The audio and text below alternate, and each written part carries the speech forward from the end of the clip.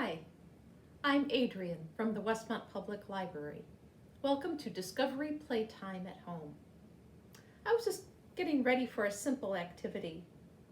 It's pasta beading. All you need is some pasta with a hole.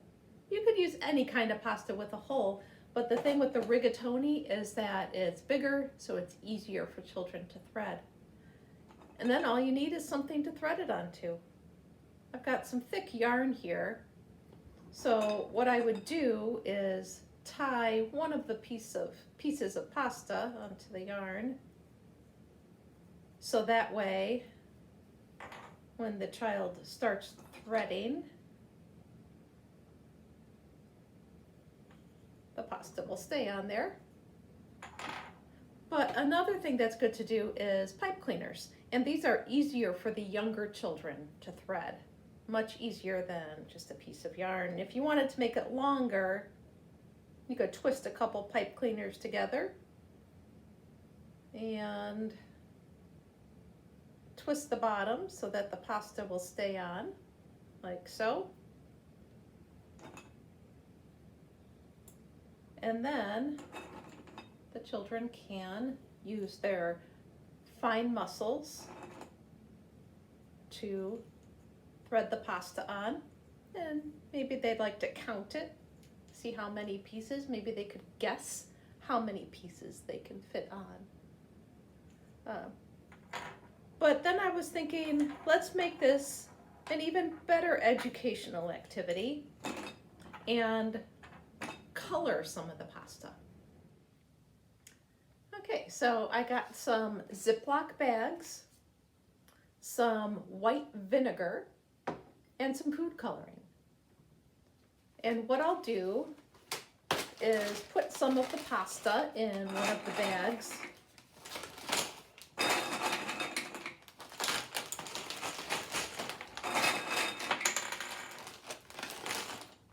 And add a teaspoon of vinegar.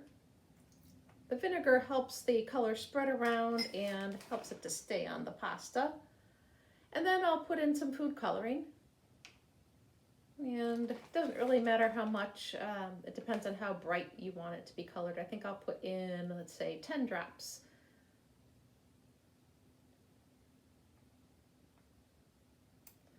And then all you have to do is close up the Ziploc bags. And this is something your children can help with. Once the Ziploc bag is closed, they can just smush the pasta around until all of the pieces are covered. You can see they're starting to turn purple. If it's not covering as well as you'd like, you can put in a little bit more. I think I will.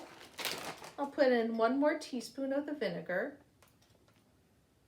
and a little bit more of the purple food coloring.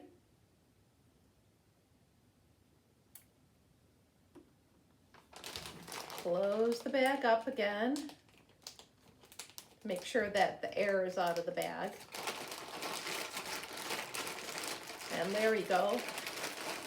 I like this color more. So I'm going to keep going with the purple. And then I'm going to do the exact same thing with some pink and some blue. Okay, well, it took me about 10 minutes to get all 3 of the colors done. I ended up putting 2 teaspoons of the vinegar in a bag this size with about 20 drops of food coloring. Now, what I'm going to do is just lay it out on a cookie sheet. This is a really old cookie sheet, so it doesn't matter if it gets food coloring on it. If I had paper towels, I would lay those out, but I don't have any paper towels, so I'll just dump it out and spread it out. Look at that. Isn't that a pretty color? There's my blue and my pink. These are really beautiful colors. And let's see, use a bag to push this over a little. And then I have purple. So now all I have to do, I'll make sure it's all spread out, and then it just has to dry.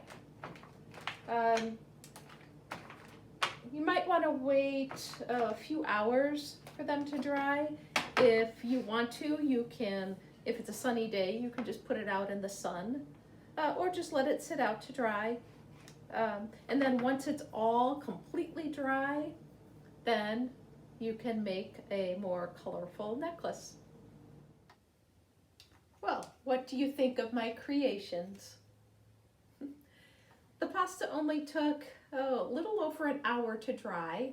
A couple of times I stirred it around a little bit to turn it over, but it's completely dry now. And time to do some more beading. And the nice thing with the colors, I mean, the children can just do whatever they want to with the colors. They might want to make one all in their favorite color. But you might be able to have the opportunity to talk about making patterns. Pink, purple, blue, pink. Now what comes next? Let's see that, that's right, a purple. Anyway, that's how you can make some colored pasta for beading. I hope you'll give this activity a try at home. Goodbye for now.